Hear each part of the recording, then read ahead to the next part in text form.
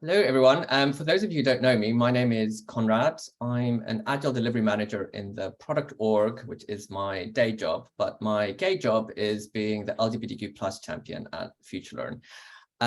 So I think you all kind of know why we're here, but I'm just going to say it again in case you might have joined the wrong meeting or in case you're unsure of why we're doing this. All right. So wonderful Alex, this is her brainchild, suggested we do this for the queer community for Pride Month. So ultimately what we're trying to do is create some awareness and a bit of education as well for you all, for us all, and for also everybody who can't attend. We are recording the session and it will be shared more widely. And it'll also be part of our intranet or LGBTQ plus intranet at FutureLearn. So there's a repository of it as well. So if there's anything you see in the future or hear about that's being presented now and you think, oh, actually this person might find this interesting, you can just signpost them to the artifact that we're now creating as well. And as we mentioned, we're going to have some fun. I think that's very important. So educational, but fun and education. Right. I didn't necessarily plan it like this, but I'm presenting first. And it's not, it's just because my name starts with a C and we're alphabetizing the order. So, but Alex wanted to go last, so mostly alphabetized, but yeah, I am gonna go first, nevertheless. Right. So my lightning talk, I'm going to start. So I'm talking about Archbishop Desmond Tutu, and I'd really like to start by saying like why I picked Archbishop Desmond Tutu. And if you don't know who he is, like I will go through like a bit of his biography and why it's important and why it's interesting who he was. He passed away end of last year, unfortunately. But the LGBTQ plus community has a fairly complex relationship in Africa. And it also has a very complex relationship with religion, right? And Archbishop Desmond Tutu represents to me like pure inclusivity and what he fought for the LGBTQ plus community. So that's why I just thought like, let's talk about him, he's great. And also when I used to live in Cape Town, I used to drive past his house and be like, oh, we should hang out, which we never did because obviously he didn't invite me, but anyway. So who is Desmond Tutu? So Desmond Mpilo Tutu is a South African Anglican bishop and theologian. For those of you who don't know, Anglican or the Anglican Church is pretty much Church of England outside of the United Kingdom, right? So any other country who has Church of England will be Anglicans, right? Desmond Tutu is also an anti-apartheid activist, a human rights activist. He's a Nobel Peace Prize laureate, which he won in 1984 for the work that he did against apartheid. And he's perhaps the world's most prominent religious leader advocating for gay and lesbian rights. I want to give you a bit of context of South Africa and also of Africa, because I think it puts him in his context and makes you realize how amazing the work that he did or has done really is. So South Africa, 1948 to 1994, South Africa had apartheid. So if you don't know what apartheid was, it pretty much meant that the white minority, which back then was roughly less than 20%, controlled the vastly larger Black majority. What did this mean for the LGBTQ plus community, right? So as we know, fascism often has some weird laws, and homosexuality was a crime punishable by up to 7 years in prison. And the law was used to harass and outlaw the South African gay community, events, and political activists, right? So that would mean that anybody with a queer identity, even if they were white, would still be a victim under the apartheid regime. So what South Africa today, and Africa just in context, to talk a little bit more about what I mentioned earlier, right? So South Africa became the first nation in the world to explicitly prohibit discrimination based on sexual orientation in its constitution in 1996, right? So this is right after apartheid. It's another milestone that in 2006, so 10 years later, it was one of the first 6 countries in the world to legalize same-sex marriage, which if you consider that the UK only legalized gay marriage in 2015, that is like a big deal, right? Also is putting it in a larger African context of why South Africa is so prominent, but also the work that Desmond Tutu has done, which I'll go through in a bit. There are, I can't actually see my speaker notes, so I'm going to estimate this, but over 50 countries in Africa, right? And 32 of those countries criminalize homosexuality, right? So considering like how this relates to the complicated relationship that the LGBTQ plus community has in Africa, unfortunately, right? The fact that South Africa has done all of this within the context of the continent is quite a big deal. Right, so what has Desmond Tutu, or Arch as his friends or others call him, done for the queer community? So shortly after the end of apartheid in 1994, he's quoted as saying, "If the church after the victory over apartheid is looking for a worthy moral crusade, then this is it, the fight against homophobia and heterosexism." All right. This is also just thinking about the context, early 90s, right? So thinking about what was happening in the 90s with HIV, etc., in the gay community as well. In 1989, so this is before apartheid ended as well, he appointed gay priests to senior positions, which is an amazing thing that he was doing, even though it wasn't approved legislatively or within the church as well. Tutu equated discrimination against homosexuals with discrimination against Black people and women, right? So this ultimately his complete view of inclusivity. So in 2007, Tutu accused the church of being obsessed with homosexuality. He said, if God, as they say, is homophobic, I wouldn't worship that God, right? And in 2014, Archbishop Desmond Tutu condemned Uganda's proposed law against homosexuality. Uganda, of course, where homosexuality is criminalized. So many religious and African leaders would not agree with Arch's view on principles in the queer community, but he still remained very firm in his messaging of inclusivity. So back in the day, a former dictator, Robert Mugabe, asked Tutu to resign, saying Tutu should just step down because he supports gays, something that is evil. And in rebuttal, Tutu at a UN conference for gay rights repeated what he said in a BBC interview from 2007. He repeated it in 2013 at the gay rights conference at the United Nations, which is, I would not worship a God who's homophobic. I would refuse to go to homophobic heaven. No, I would say sorry. I would much rather go to the other place. Just firmly solidifying his conviction to support the queer community. Interesting facts and some legacy, right? So Tutu's daughter, Mpho Andrea Tutu, is an Anglican minister. She was forced to resign her post after she married a Dutch woman, in 2015. The Arch and his wife fully supported the union, of course. So South African Anglican law and marriage states holy matrimony is a lifelong and exclusive union between one man and one woman. So this is what it currently states. The Anglican Church has, however, indicated that it's looking to adopt pastoral guidelines for members who enter same-sex unions. And just the story has a happy ending, apart from the glorious marriage, is that this year, Mpho began preaching again in Amsterdam. So I'm going to wrap up there, and hopefully I'm still on time, Alex. I'm not getting evil stares. So why did I want to talk about Archbishop Desmond Tutu and just bring it all together?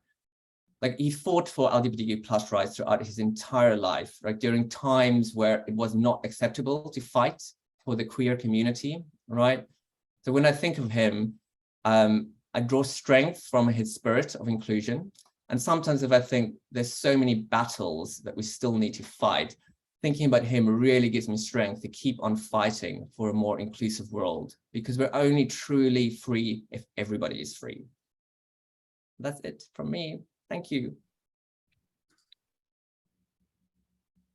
Connie, that was really, really wonderful.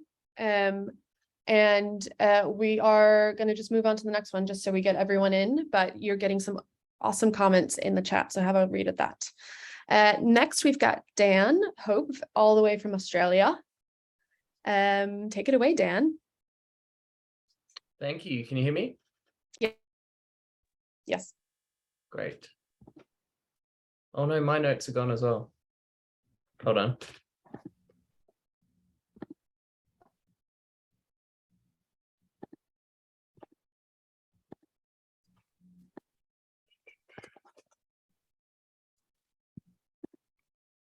Need these notes, you guys. Can you see the notes on top of the screen, or can you see the screen? We can see the screen, no notes. Perfect. Thank you so much. So first of all, I'd like to acknowledge that I'm speaking to you today from Melbourne, otherwise known as Naarm, on the lands of the Wurundjeri people. I'd like to acknowledge their traditional owners, as well as the elders past, present, and emerging. And today I'll be speaking to you about Warane, a city which is in the Eora Nation. So firstly, quickly before I get into it, why is it called Mardi Gras and not Pride? Well, in 1978, a group of young queer Australians decided to march in order to protest the criminalisation of homosexuality in Australia and the denial of equal rights for the LGBTQIA community. And it was intended, though, to be less of a riot and more of a celebration. And so they stole from the Anglican tradition of, or the Christian traditions of Lent, and decided to call it a Mardi Gras, a festival of excess and gluttony, which it was intended to be, because they didn't intend there to be any violence.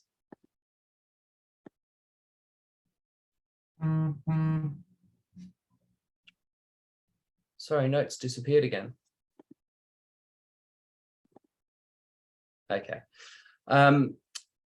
So Sydney formed a gay solidarity group that developed a day of events which culminated in the first Mardi Gras Street Festival. They intended to raise local issues like the decriminalisation of homosexuality, which was still criminal at the time, as well as to mark the anniversary of the Stonewall Uprising in New York, which happened 9 years prior to this. So on Saturday, the 24th of June in 1978, at 10 p.m, a few hundred gay and lesbian people and their supporters, allies, some of them in fancy dress and some simply in massive coats because it was freezing cold that time of year, gathered in a place in Sydney called Taylor Square, and they followed a truck of music out into the streets, particularly Oxford Street, which is the main gay strip of Sydney. They yelled out of the bars into the streets, "Stop police attacks on gays, women and blacks." More and more people joined along the route. Turned out that eventually thousands joined this parade, but police stopped the lead float and arrested the driver of that float. This angered about 1,500 of the revellers, who diverted themselves up William Street in Sydney, along Darlinghurst Road to King's Cross, which is the main entertainment precinct of Sydney if you've been there. Police swooped in there and arrested 53 men and women, many of whom were then beaten and treated horrifically in the cells of Darlinghurst Police Station.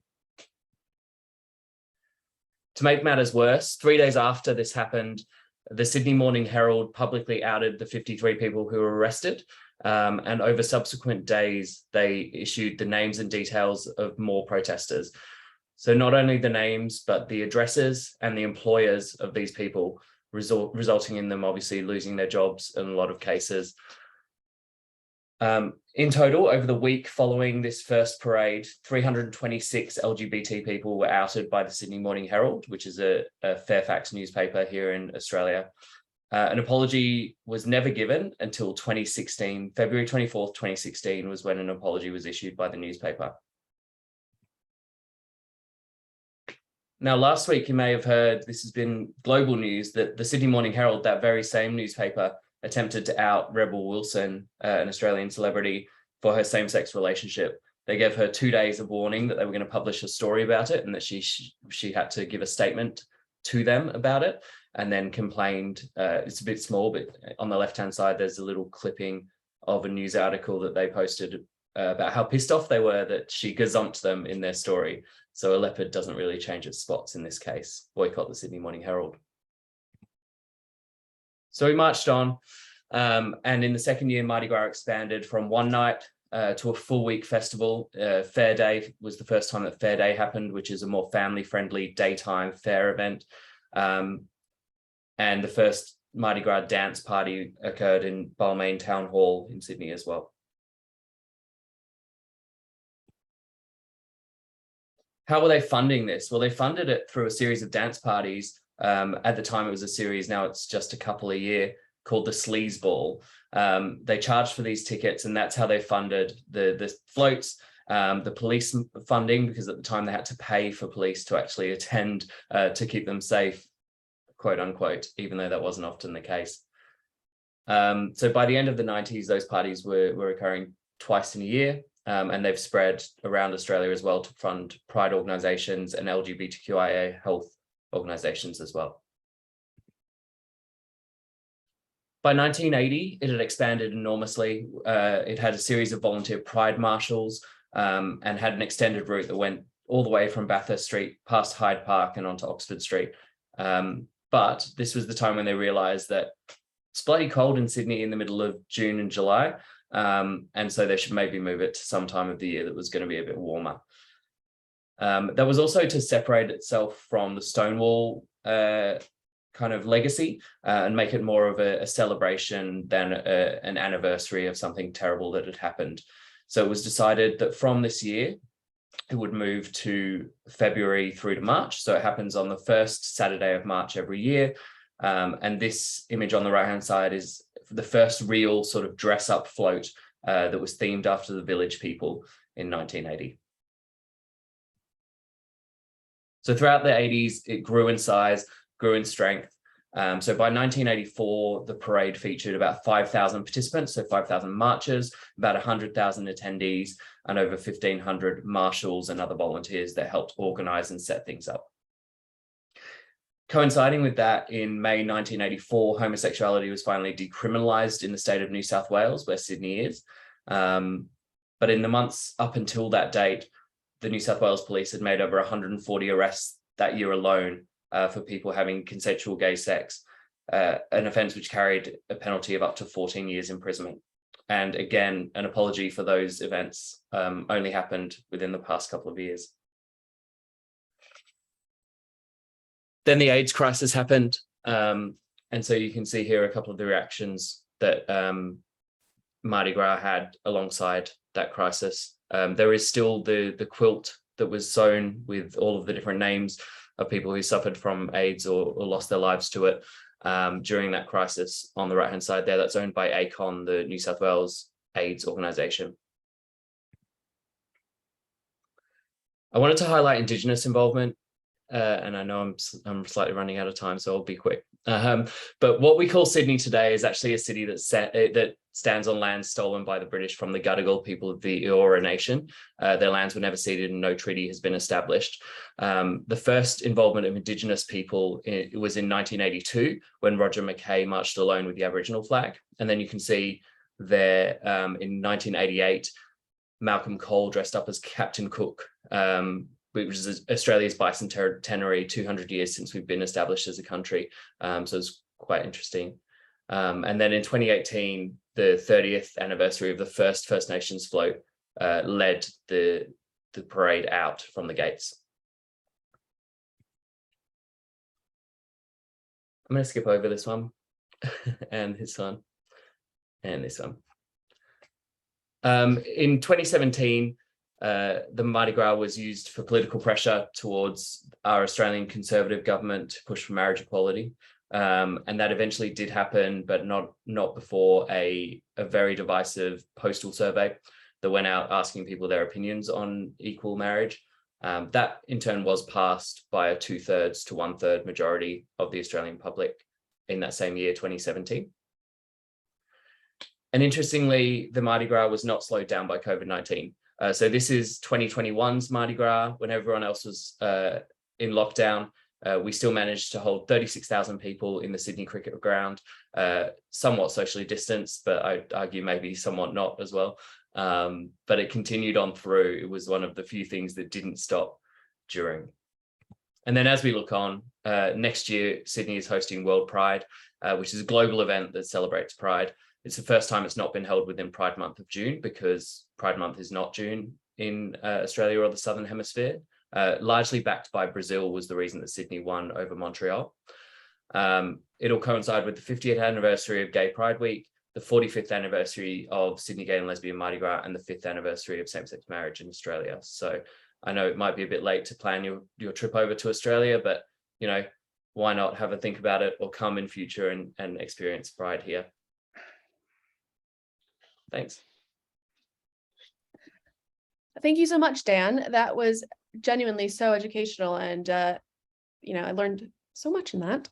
I just want to say I'm trying to keep a thing on the time, but obviously I don't want to limit people to what they're saying, 'cause this is like an important topic. And so don't feel too stressed about the time limit. One of the reasons I'm going at the end is that in case we run out of time, we can just forget mine and I'll play the video that I want to play at the very end. So yeah, everyone, it's all good. Next, We'll record Alex, as you can watch it later if we run out of time. So that's another point. Yeah, I forget the recording bit. Yeah, thank you, Dan. And next we've got Flo. Take it away, Flo.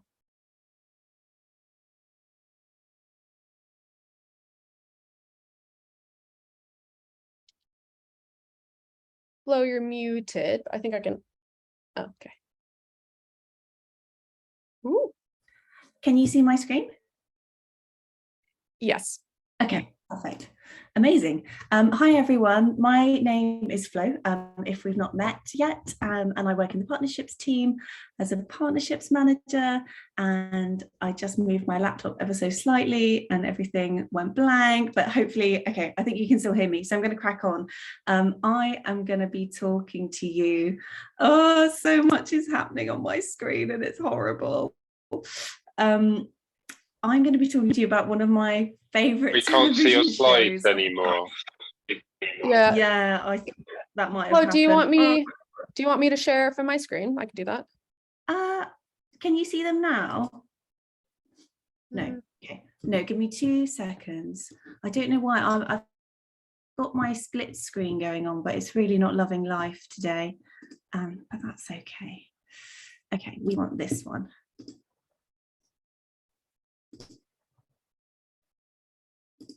Have you got the slides? Yes. Yeah. Okay, and now I can see myself. Anyone else? Great. I'm going to be about Pose, which is a really great television series, and it covers loads of really important topics. And I'm just going to jump straight in. If it will let me change the screen. Yes, so Pose is a groundbreaking US series. It's set in New York and it's about the underground ballroom scene, which is an LGBTQ subculture, and it especially focuses on the African American and Latino experience of that subculture. It's set in the 80s and 90s, which is during the AIDS epidemic in the US and at the rise of Trump era capitalism.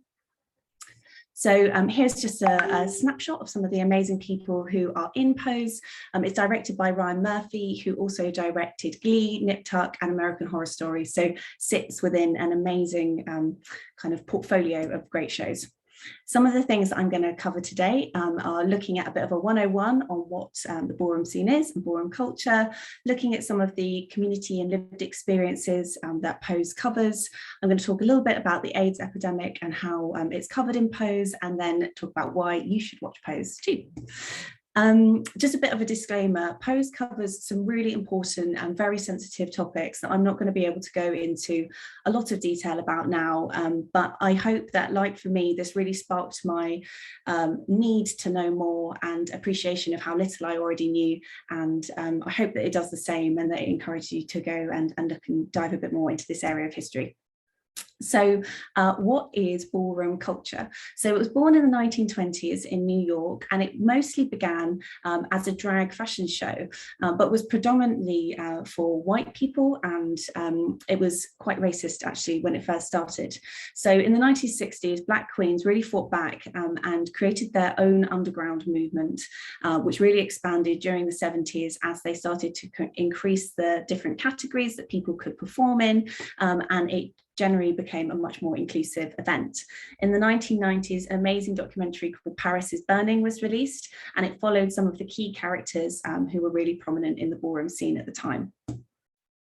So what is a ball? A ball is basically a catwalk or a stage show where people will come and show their amazing outfits and their personas in relation to the different categories that they're performing in and walking for.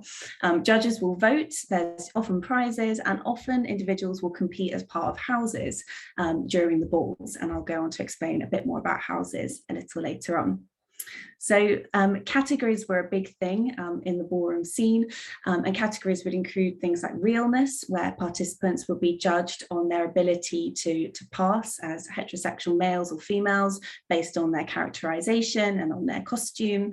Lip syncing, there were beauty categories such as face, and obviously there was voguing, which is probably the one that most people recognize out of all of them. When we think about voguing, I think most people will think about this image or selection or this kind of clip from Madonna's Vogue, but actually voguing was something that came out of the ballroom scene and began kind of in the 1960s in Harlem, and gained popularity when Madonna took inspiration from this movement and from the dancers that performed this voguing dances and added it to her show. So a more traditional look at what voguing would have been like is in this clip, which I've taken from Pose, and is one of the main characters during their walk in the ballroom. So I said I'd talk a little bit about what houses are. So unfortunately, during the time, there was a lot of stigma against queer people. And so they often faced rejection from their blood relatives. And this is something that's covered a lot in Pose. And so they came together to form chosen families, living in households together, which they referred to as houses. And in the show, it covers how these houses would not only compete at the balls, but really provided real sanctuary and support for the individuals that are often moving to the city away from where they'd grown up and becoming part of a family together there. And it's a really lovely part of the series. It also touches on trans women's experience during the 80s and 90s, which was incredibly difficult. And they often faced a lot of danger and a lot of violence. And this is something that Pose was really I can't think of the word. It was really one of the first series that acknowledged the fact that there was so much violence against trans women, and especially trans women of colour, and it sparked a discussion that's become more mainstream and is starting to be greater recognised. Because it's set in the 80s and 90s, Pose also has quite a heavy focus on the AIDS epidemic, and especially the experience of Black and Brown people who didn't initially get the same level of treatment and medication that was received by other white patients. And this is something that the series really focuses on.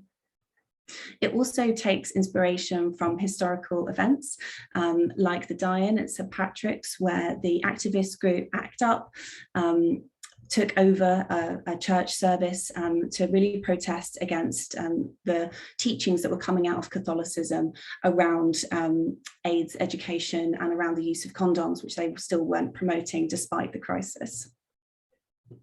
Although it touches on some really sensitive and obviously some really dark times within history, Pose is also a really lovely lightening show, and I don't really try to do this without spoilers, so it's really hard to say a lot about what goes on, but just to say that I think overall there is a kind of a light at the end of the tunnel approach, and what's also come out of it are discussions around individuals from the show who have opened up about their own HIV status and started to normalise and destigmatise this within the community, which is really important.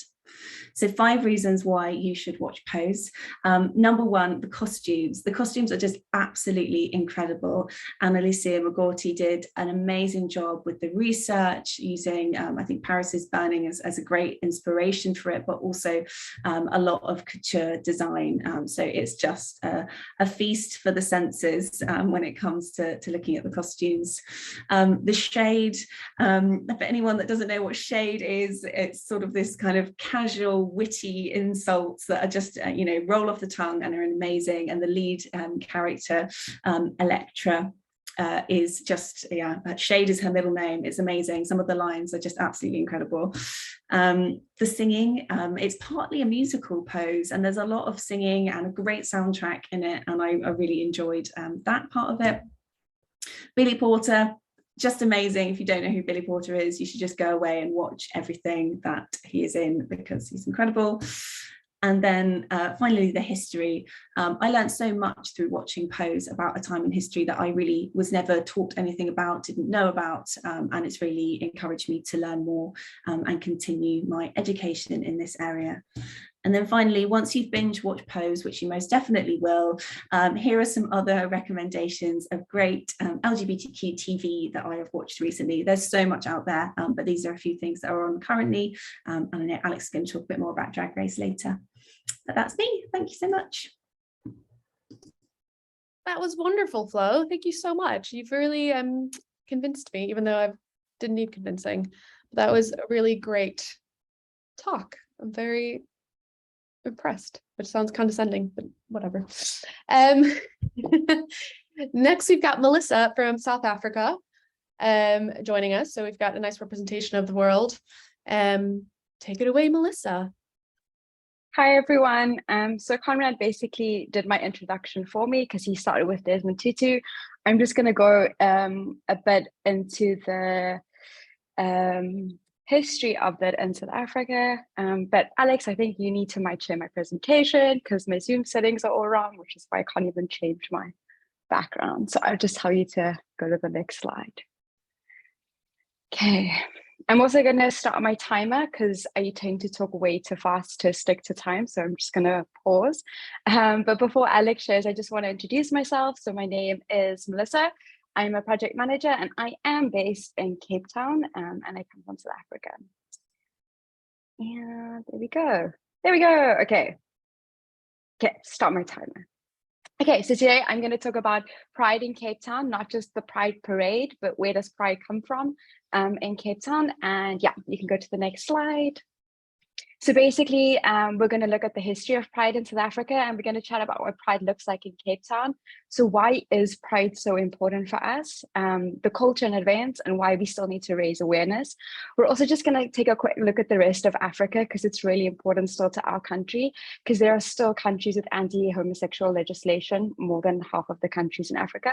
And I just want to say there's a quick warning. Some of this information might be difficult to view, because as you know, South Africa has a really difficult history. So yeah, and then I've also added links if you wanted to read more because it's super interesting. Okay, you can go to the next slide. Okay, so before we look at Pride today, we're just going to look at where we came from. So like I mentioned, South Africa really has a difficult history. We only had our first democratic elections in 1994 with decades of oppression through the government. So those who were the minority ruled the country, and if you were different, you were just like you didn't have basic human rights. So the apartheid government was founded on the denomination of Christianity that rejected homosexuality. And that's what Conrad spoke a lot about and why Desmond Tutu was so important. It was really evident in our laws and our legislation. And this led to laws such as the Immorality Act of 1957 that dictated the lives of those who were classified as non-whites and homosexuals in the community. So basically, you weren't allowed to be in a homosexual or interracial relationship at all. And you could face a lot of penalties, jail times, or very hectic convictions. Okay, you can go to the next slide. Okay, so what this meant for the homosexual community, it meant that anti-homosexual legislation, conversion therapy was legalized for all homosexuals. So if you were caught, you had to go to conversion therapy.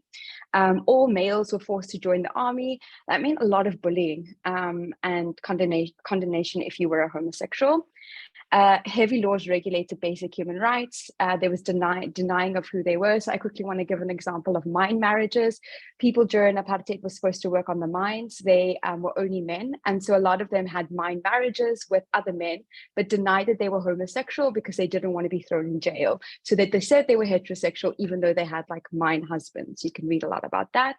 And then women were especially scared of coming out because it would further push their status under the apartheid law. If you came out, you would get a salary reduction or even lose your job just for coming out. And then there was the major HIV pandemic, which is a whole nother presentation on itself. Okay, you can go to the next slide. Okay, and then the Western Cape community. So the Western Cape colored communities were credited with the earliest and most formalized expression of homosexuality. They used the term morphe in their culture. Just please note, if you add an E on the end, it's used derogatory in South Africa, and it's offensive in Afrikaans because the Afrikaans government took it that day and made it, or that time, and made a derogatory term. But back then, they claimed the term and they claimed their community as that. And so they used to host morphe drag parties during apartheid. And so they were totally like going against what the government wants, and had hidden clubs that operated in a period of extensive sexual repression, and gave the homosexual community an outlet to express themselves. So this was clubs that were like totally not known by the government. And it was not only the queer or gay community was there, but people who were in interracial relationships or stood up against the apartheid community were seen as welcome there. So it was a massive safe haven in South Africa and in the Western Cape back then. Okay, you can go to the next slide. Again, I just want to talk about a gay icon in the Western Cape, Kwepi. So there's a whole exhibition on Kwepi, but Kwepi was a drag artist and hairdresser in the District 6 community, a segregated non-white area in the Western Cape that was very poor. She was a transgender and did not classify herself as a homosexual. Kwepi was out in the community of District 6 during apartheid time, and she was celebrated as the daughter of the community. However, her identity as a transgender woman and an intimacy with men was criminalized by the apartheid government and colonial British system, but she still stood up towards it. So it's really important for our history. Okay, next slide. Okay, and so Pride in South Africa. The first Pride took place in 1990, which is massive because our first election was only in 1994. So this is like way steps ahead, standing up against the government. It took place in Johannesburg, and it's also the first Pride March in Africa. And the purpose was to demonstrate pride in gay or lesbian identity, but also to provide a wider platform in voicing political concerns. That's the major point in why we started Pride in Africa. Okay, next slide. And then Pride Parade in Cape Town, the first one took place in 1993, also before our first election, which was massive. And since then, it's become an annual event, which also takes place in February, because like in Australia, it's really cold in June and July, and we like to wear nice outfits. In 2001, we still had protests from some church communities, which hasn't stopped. But Pride still grows since then, and Cape Town itself is a very LGBTQIA+ community. We're very friendly, and there's a lot of spaces you can go. If you want to visit, I've linked some really great travel destinations and places where they celebrate Pride still in Cape Town, not just during Pride Month. Okay, next slide. And then there's other events that we host, like Pride Hike, Bookcase, and Pride Roller Disco. I have roller skates, so if you ever want to come down, we can do that one together. Okay, next slide. And then just something important, because I still want to like say how important it is to raise awareness. There's one Pride shelter in the whole African continent, and it is in Cape Town. So anyone who suffers discrimination, part of the community, can have a short stay here. And if you're looking forward to raise awareness, you can add it here. We still have things like conversion therapy and corrective rape. So it's really important to provide safe spaces for those in the community. And then last slide, or last two slides, and then raising awareness for the rest of the continent. We're one of the few that have been progressive. In 2020, our South African president made it illegal for anyone to say that they don't want to host a gay marriage, which is massive. You can't do that in our country, but we're just a little bit more progressive than the rest. Nearly half of the countries worldwide where homosexuality is outlawed is in Africa. Next slide. So many of those still face jail time and prosecution. So it's really important that even though we have great Pride in South Africa, we still raise awareness for those. I've just linked some organizations you can support, and just knowing that, yeah, we still have to keep those people in mind while we create a safe space in Cape Town. And I think I stuck to time, so that's my side. Thank you, Melissa. That was, again, super educational. I think I find it really interesting to hear about other countries that are a lot more progressive in certain ways than like America, where I think, oh, it's so progressive, but actually we're very far behind. So thank you for educating me.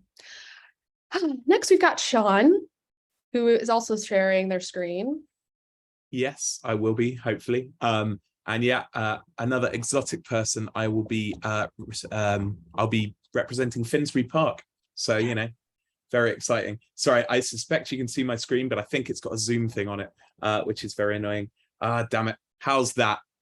That's good. Yes, good. All right. So yeah, my talk is on St. Derek, or Derek Jarman. Yes, so once I move this to stop covering the speaker notes. This is really annoying. There we go. Derek Jarman was born on January 31st, 1942. A military child, he grew up between Pakistan, Italy, and the UK before moving to London to study at both King's College London and the Slade School of Fine Arts. He was sensitive and artistic, creating a small prize-winning garden at his school and spending a lot of time painting throughout traditionally British public school education that kept him closeted and unsure of any real sexual inclinations until well into his mid-20s. Next slide. Yes, so he was an acclaimed visual artist, well known and celebrated throughout a lifelong career for creating paintings in an enormously wide array of styles. Here we have Landscape with Crow, an abstract landscape that features large hooks screwed into its enormous canvas, and Margaret Thatcher's Lunch, an almost entirely black painting with crushed wire and cutlery, as well as smashed glass and thickly applied textural paint. From his Black series, he has lots of those. Yeah, so as an artist in still desolate and bomb site strewn 70s London, it really is incredible when you watch some of the films. It just seems so alien. He lived and threw famously lavish parties in a variety of unique locations, such as the opulent home he created in a warehouse in the then post-industrially abandoned Bankside, sleeping in a greenhouse constructed on the top floor that allowed him to be in near comfort.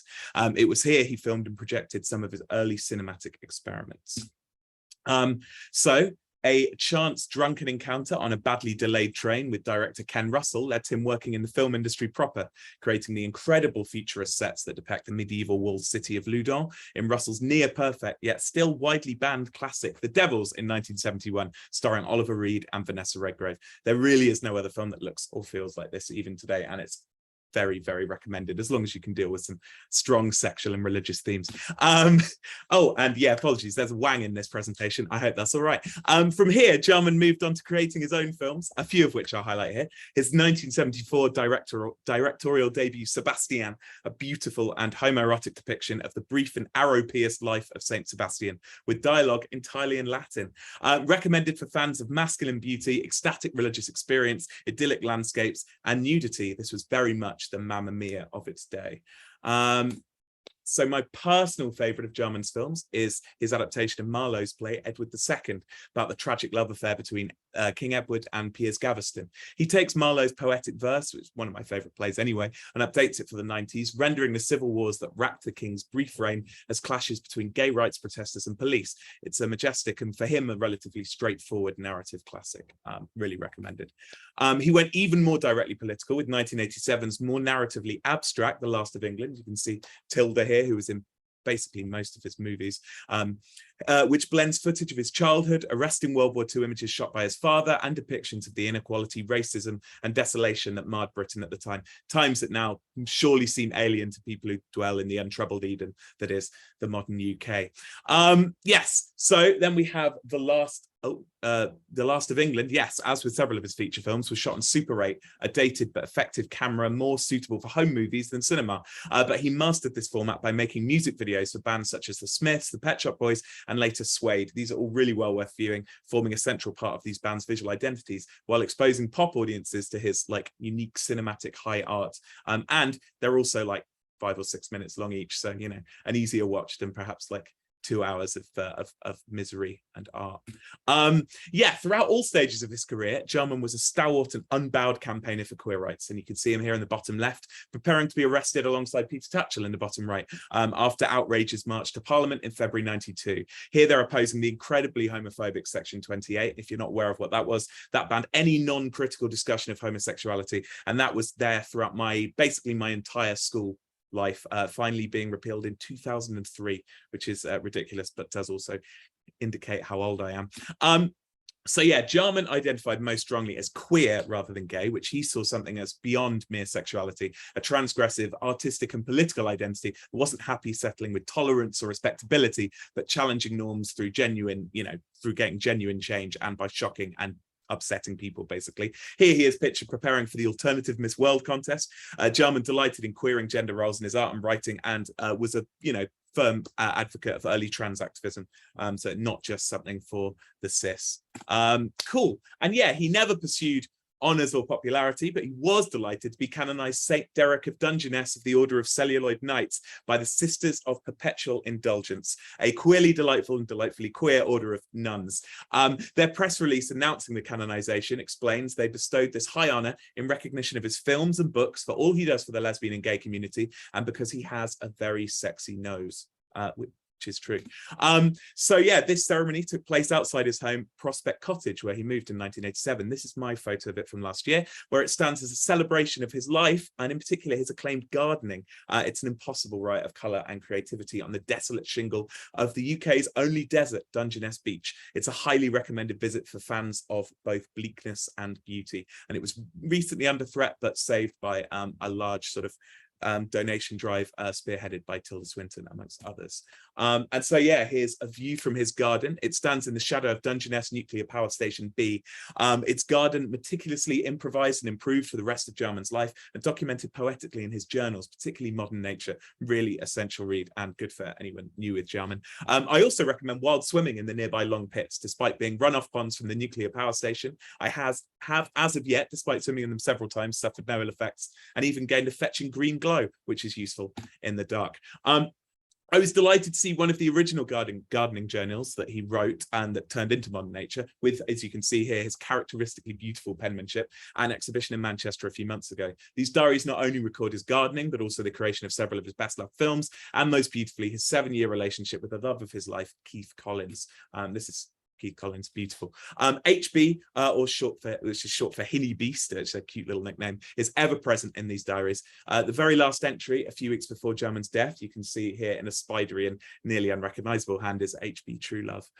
They met after Jarman spotted Collins at a Newcastle Film Festival and invited him to stay at his house in London. HB was a constant companion, starred in a number of films, and nursed Jarman throughout his battle with HIV. Yes, HIV. One Day's Medication from 1993 here shows the enormous amount of experimental medication Jarman had to struggle down every day as he fought the disease, which was allowed and encouraged to rampage through initially the gay population, depriving millions of friends and lovers, as well as brutally erasing a generation of the greatest and most creative artists the world has ever seen.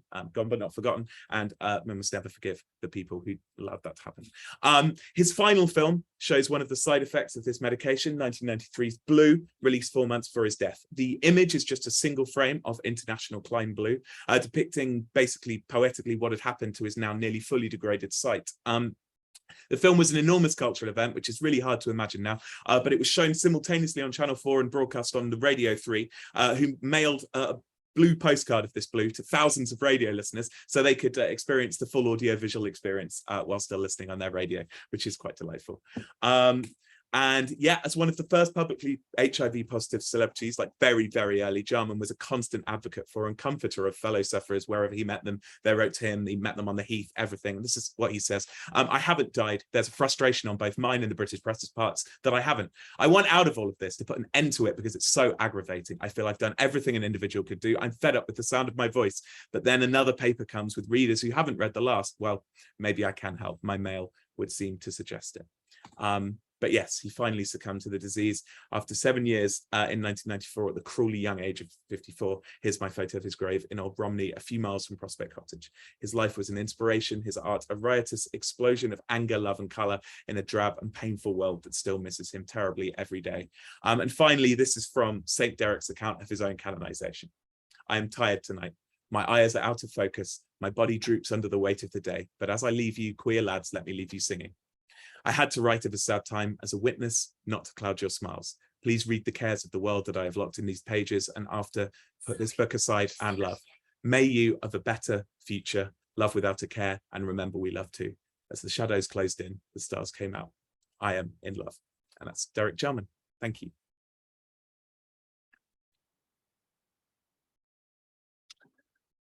Well, that was very incredible, and thank you for sharing that, Sean. I think a lot of people are really moved, myself included. Next we've got Tom talking about queer computing, queer history of computing. There we go. Can everyone give me just a very quick thumbs up that they can actually see the slides, because I don't know how. We can see you and we can hear you. Cool, and you can see the slides on the slides. Cool. Yes. I'm going to give a very quick, fragmentary, hopefully satisfactory queer history of computing. I'm going to start with queer dad extraordinaire Lord Byron. I'm sure Wikipedia won't tell you that he's a queer dad. They'll tell you that he slept with 5 different women and a whole bunch of men. One of the women he slept with, he produced a child, Ada Lovelace, who is now widely understood to be the sort of founding mother of computing, wife of Charles Babbage. And one of the things which I think is very interesting, which will thread through all of the people I'm going to talk about, is what she said about computing, which is that Babbage looked at computing and saw this as a way to compute numbers together. But she said, well, look, there's more here. You could, the analytical engine might act upon other things beside numbers, objects found whose mutual fundamental relations could be expressed by those of the abstract science of operations. And she goes on to say, maybe music. You then moved into the 20th century with the sort of bubbling philosophy of the first half of the English-speaking world's philosophy, with people like Wittgenstein, who I have included, not because he is actually that good a thinker in terms of technology and science, that's his one weakness, but as the queer icon of that whole milieu. So philosophy aims at the logical clarification of thoughts. Philosophy is not a body of doctrine, but an activity. He seems to be quite an interesting link into our first real queer hero of computing, Alan Turing. The story of Alan Turing has been told many, many times. The basic bits, he obviously worked on decoding Nazi codes for the British, not exclusively his, his contributions have been somewhat overstated. The Polish did a very good job, but the other people he worked with also a massive contributory factor, but obviously that was somewhat important in defeating the Nazis. But long before that, when he was a teenager, he had this relationship with, or this close friendship slash budding romantic relationship with his school friend, Christopher Morcom. And Christopher Morcom is, died very young in his, actually, when he was still a teenager.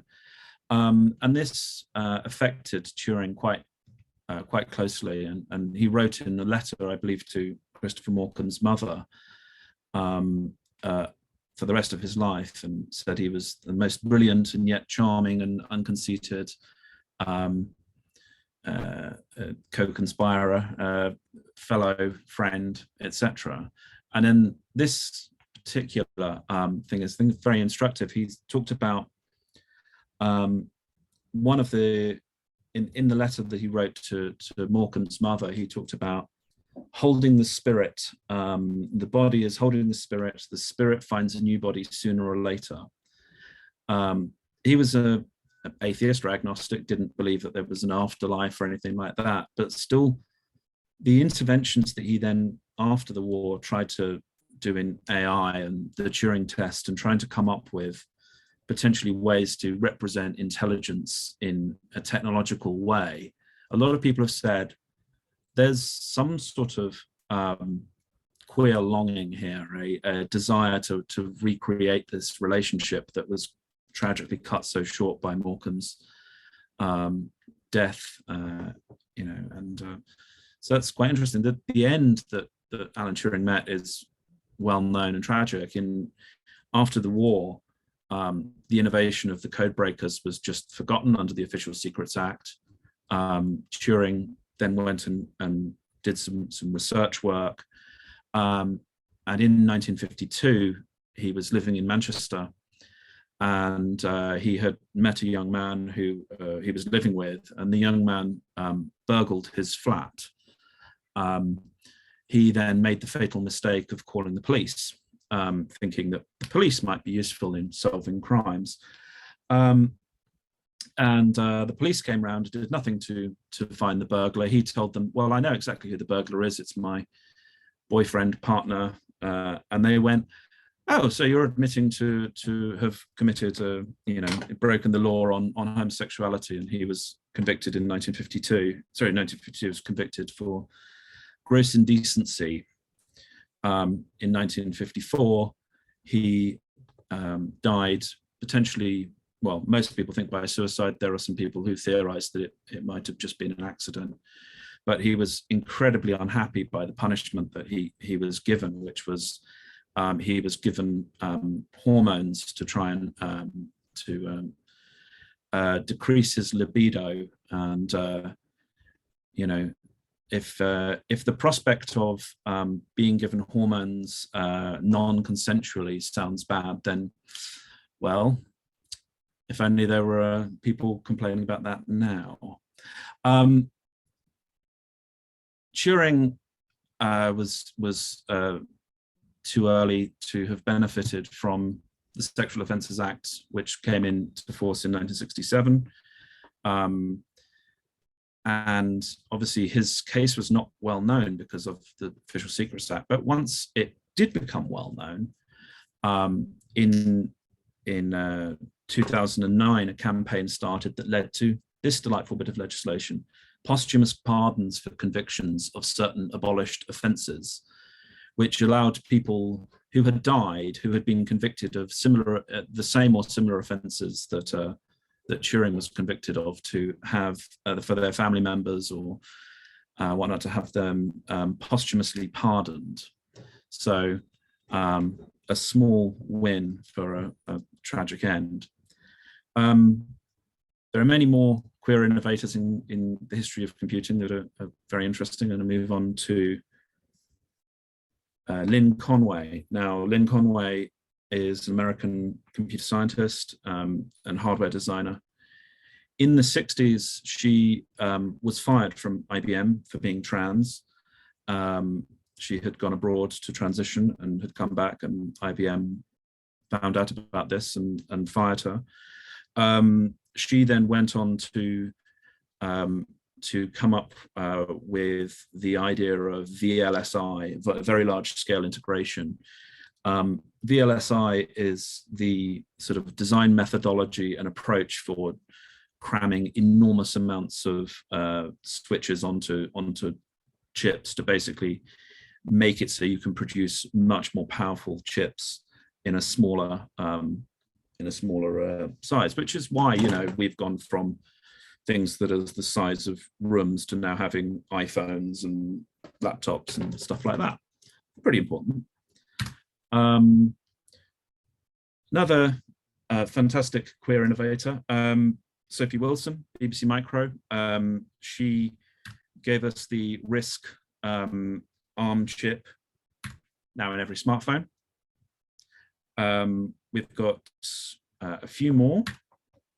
Edie Windsor also worked in tech in IBM. In 1963, she met her partner, Thea Spire.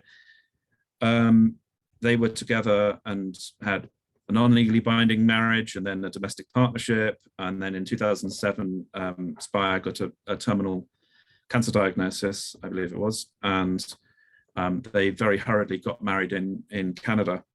In 2009, Thea died, and Edie Windsor became one of the claimants in the Supreme Court case in the US that led to the repeal of the Defense of Marriage Act.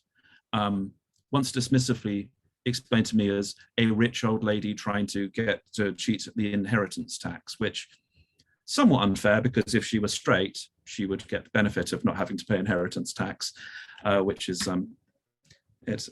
So the current of if that's the history of the queer history of computing, the current is there are now a whole variety of different organizations that exist for the sort of corporate side of convincing companies to do diversity programs and the like, things like Intertech, Out in Tech, Lesbians Who Tech, There are somewhat more radical groups which are rather more fun, like Transcode and so on. For every good, there is obviously a villain. Gay villains exist, and we have Peter Thiel fits in that that category. But I think the more important part of the queer history of computing is that what links the two things together, what makes them interesting to me, is that both are a sensible approach to computers and technology and a sensible approach to queerness is that they are both about human liberation. First of all, even if you do not wish to respect the human rights and civil liberties of your LGBT friends and colleagues, remember they have the admin keys to basically every internet service. So you might not want to annoy them if you want to continue having an internet. That's a fairly good practical reason. But also, ideally, all of the joy, the queer joy I see in computing is about freeing it from the control of corporate and government interests into a more liberatory movement. So yes, that's a very, very brief condensed history of queers in computing. Thanks so much, Tom. I love that you finished on a warning, some would call a threat, but I think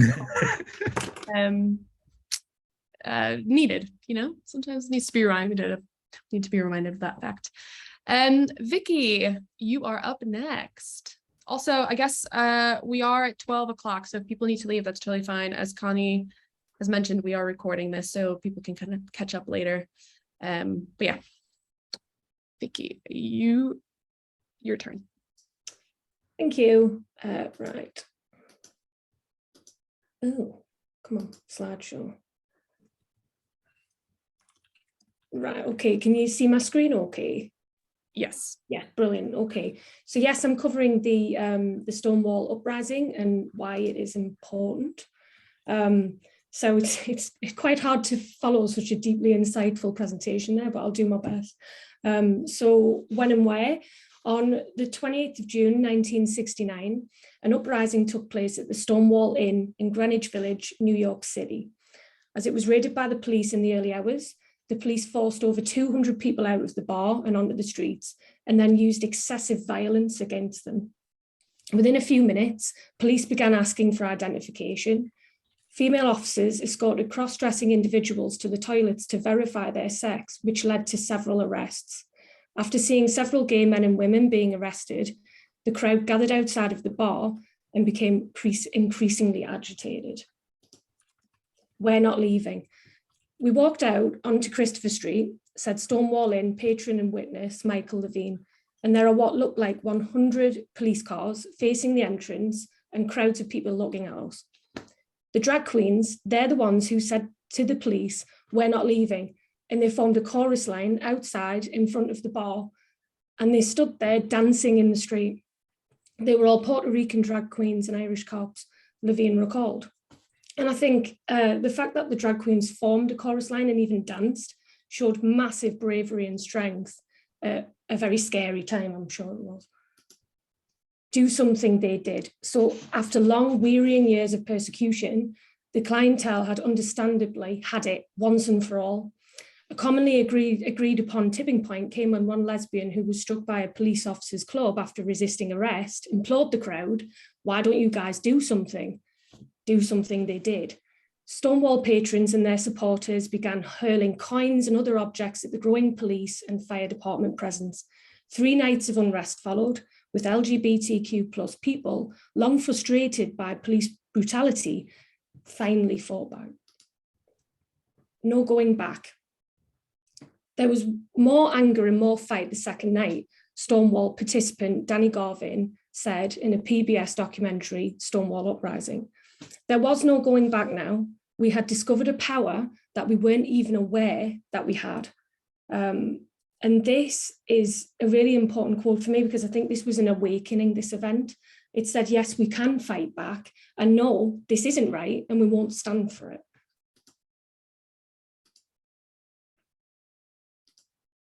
So who was there? We had Stormy DeLavery, apologies for the poor pronunciation, a singer, cross-dresser and bouncer who may or may not have thrown the first punch at the uprising, but who was indisputably one of the first and most assertive members of the modern gay rights movement. Often known as the Rosa Parks of the LGBTQ+ community, Stormy's call to action defined the turning point of the modern gay rights movement. We had Sylvia Rivera, a tireless advocate for those silenced and disregarded by larger movements. Throughout her life, she fought against the exclusion of transgender people, especially transgender people of colour, from the larger movement for gay rights. She said in a 1989 interview that before gay rights, before the Stonewall, I was involved in the Black liberation movement, the peace movement. I felt I had the time and I knew I had to do something.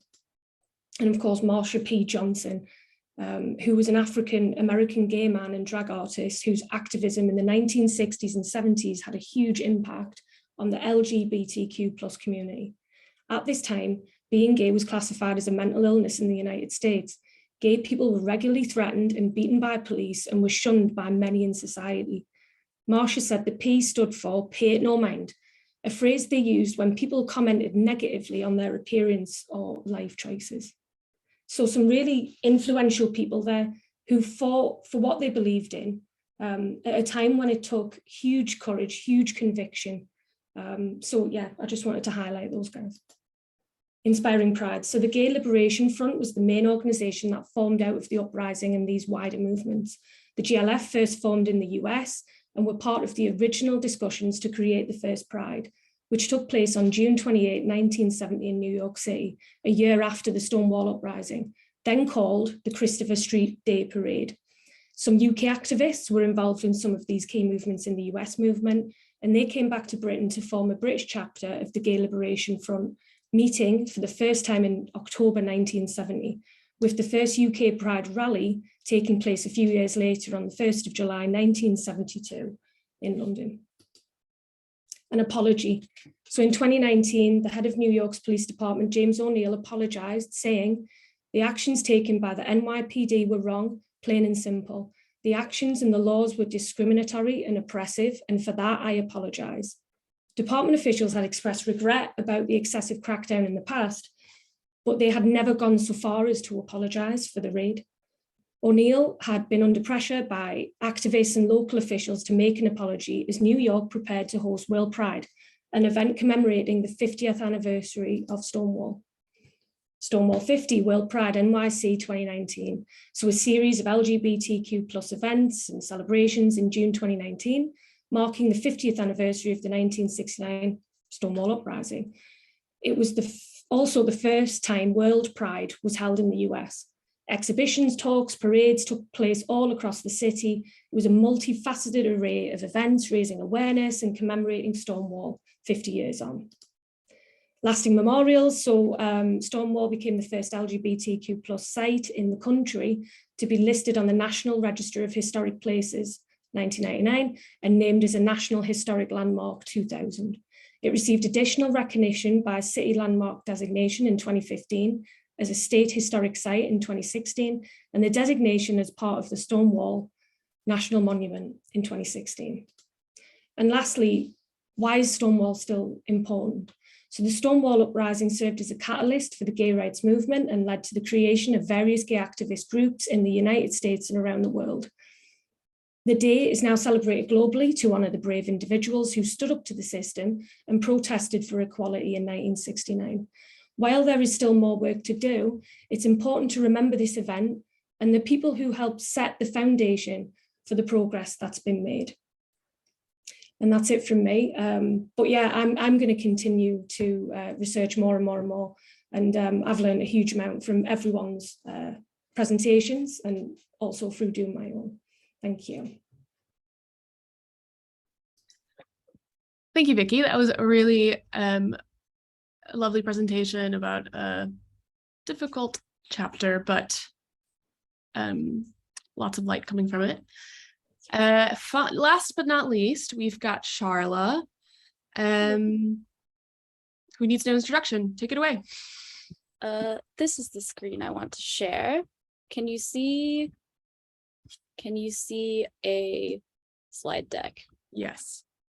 Okay. Well, thank you, Vicky, for that absolutely perfect lead-in to what my talk is about, which is maybe a sort of nice wrap-up of everything that everyone else has done such an excellent job talking about so far. What is Pride and why do we still need it? As Vicky said, the first Pride Parade happened in New York in 1970, which I think you could guess from the outfits of the lovely people here what year this happened in. And it was a sort of a protest march more than what we know the parade to be today. Even though it was certainly like, I think Pride has always been a celebratory event. But I think it's easy to go to Pride and like just, especially in a city like London or Brighton or Austin, where I'm from, and just be like, you know, this is an excellent party. I'm having such a good time. You just be out, you be happy. You're with, you know, straight people who you know support you.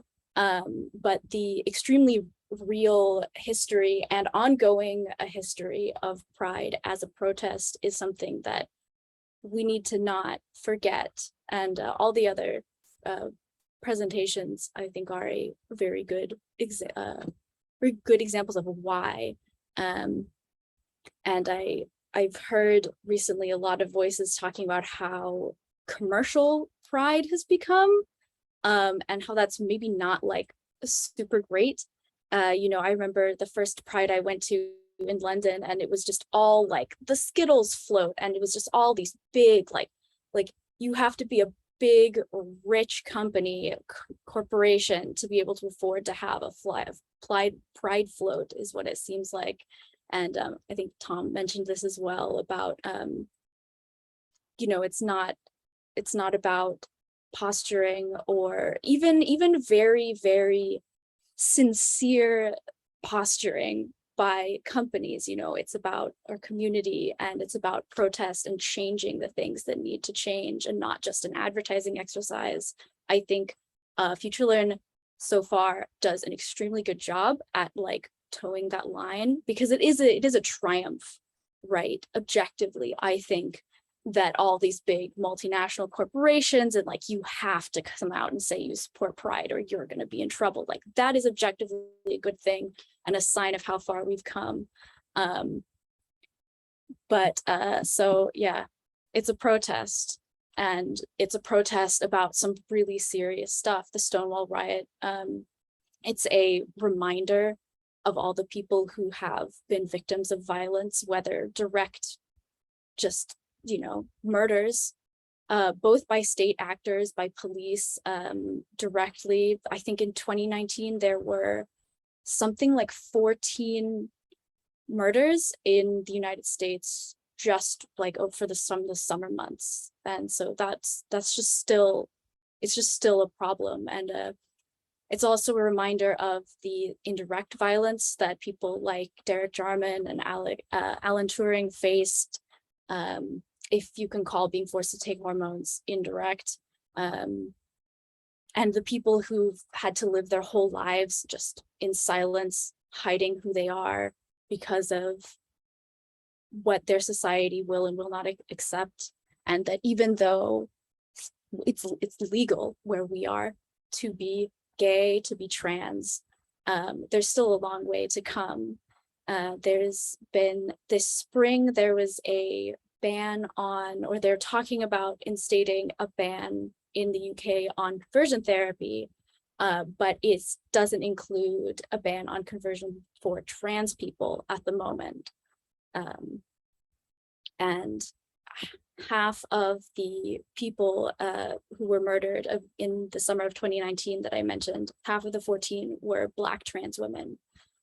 So even though it feels, and it's true, like we've come so far, and it's easy, I think, to like look on Instagram and like, you know, you're following, you know, this beautiful gay couple who like seems that they own the world, you know, and everything's going well for them, and they have a famous dog and all this stuff, you know. There's still so far to come, and even for like, I'm thinking specifically when I say that, I have some friends from Texas who are a beautiful Instagram gay couple with like like an excellent dog. But my friend, he can't speak to his family anymore because they just absolutely, they won't accept it. That there's a lot of, I think, religious fervor around anti-homosexuality in Texas and in a lot of the South in particular. And you can't assume that someone's actually having a totally okay time based on their public persona.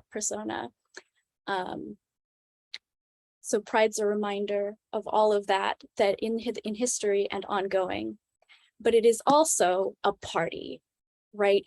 That is an extremely legitimate and excellent and important part of Pride, is the celebration. Like, it's called Pride because it's a direct refusal of shame, to be ashamed of who you are. The way that Black Lives Matter is called Black Lives Matter because the messaging, both, legal and practical, that we've experienced is that Black lives don't matter. It's called Black Lives Matter as a direct affirmation against that. It's called Pride as a direct rejection that you should be ashamed of being any stripe of queer. And this party atmosphere is a really important part of that, a refusal to just focus on sorrow and just be sad, and to like celebrate who you are and to find community, because like I say, lots of people lose the people who were their community when they come out. And having events like this is a very important place to find your new family and your new friends. In that place you can be supported.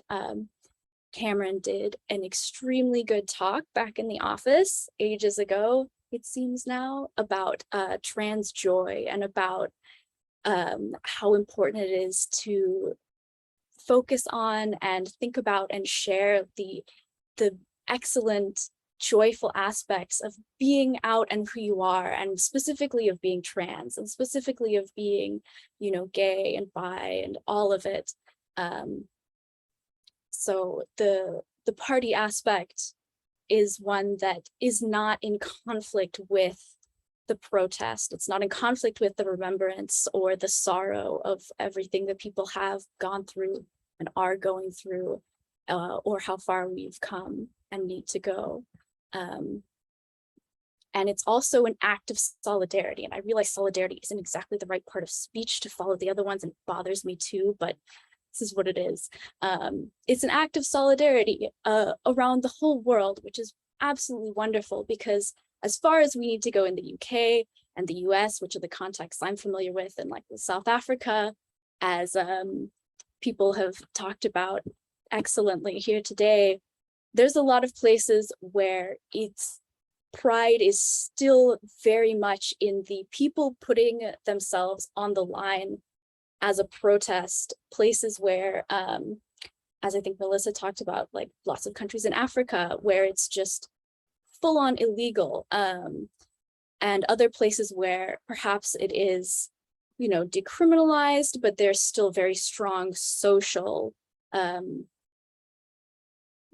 social norms that make it a huge risk to come out, and to be, they happen all around the year, but to be in solidarity with people all over the world. I think especially in our very connected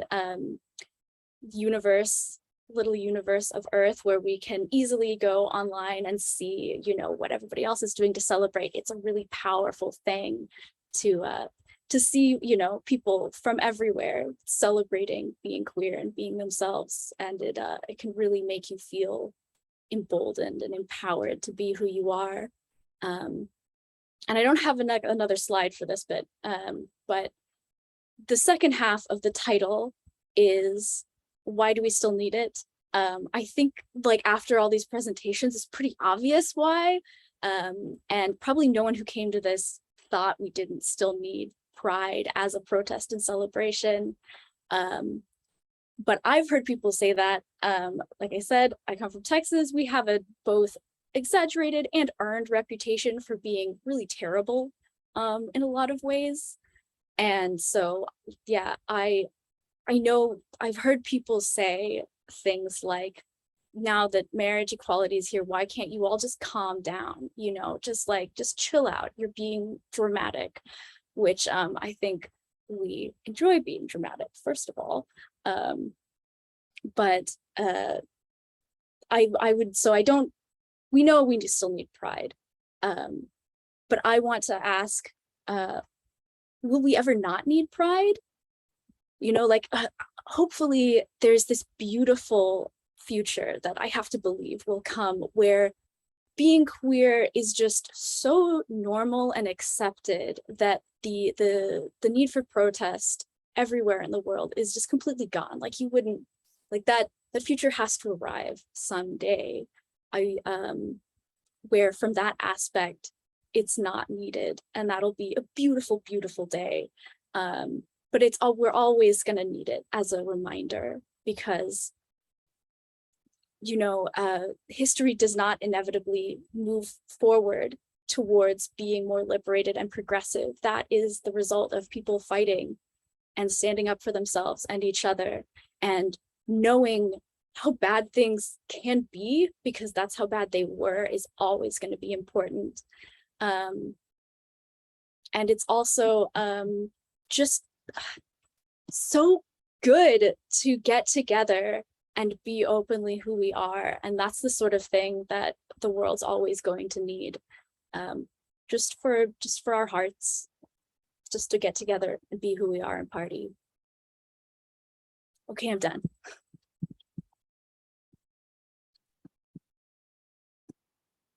Thank you, Charlotte, for that really wonderful wrap up.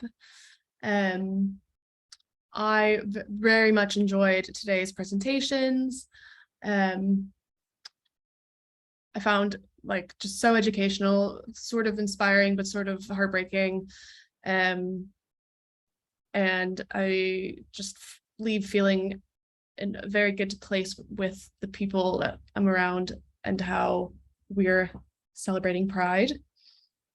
Connie, any final words from you? Just gratefulness. I feel I've got chills. I feel my heart really open. So thank you everybody for presenting. Thank you for your time.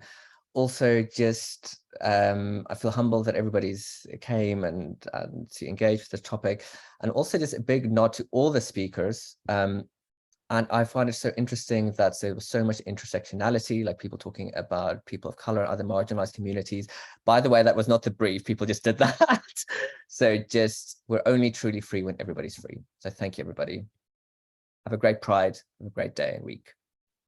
Thank you.